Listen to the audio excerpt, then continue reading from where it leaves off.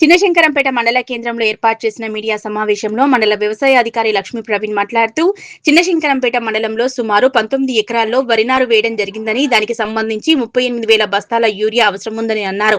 చిన్నశంకరంపేట మండలానికి జూన్ నుంచి ఇప్పటి వరకు సుమారు 120 బస్తాలు రావడం జరిగిందని, నేడు రేపు మరో 2 లారీల యూరియా కూడా మండలానికి రావడం జరుగుతుందని, రైతులు ఫార్మర్ రిజిస్ట్రేషన్ చేసుకుంటేనే యాప్ ద్వారా ఎరువులు బుక్ చేసుకోవడం జరుగుతుందని, తప్పనిసరి రైతులు ఫార్మర్ రిజిస్ట్రేషన్ చేసుకోవాలన్నారు. శంకరంపేట మండల విజ్ఞప్తి. మన మండలానికి పూర్తిగా 19,620 ఎకరాలకి గాను 38,000 బస్తాల యూరియా అవసరం ఉంది. ప్రస్తుతం వరకు మనకు 12,000 బస్తాల వరకు యూరియా మండలానికి రీచ్ అవ్వడం జరిగింది. అందులో బుకింగ్స్ కూడా అయిపోయినాయి. ఇవాళ మనకు గౌలిపల్లి రామలింగేశ్వరికి ఒక లారీ వచ్చింది, అది కూడా మీకు బుకింగ్ స్టార్ట్ చేస్తాము. రేపు వరకు జంగరాయి సొసైటీకి, అలాగే పిఎస్ఏ శంకరంపేటకి వస్తుంది. అలాగే ఆగో శంకరంపేటకు మరి మహాలక్ష్మి ఎఫ్పిఓ గౌలిపల్లి కూడా బండ్లు పెట్టడం జరిగింది.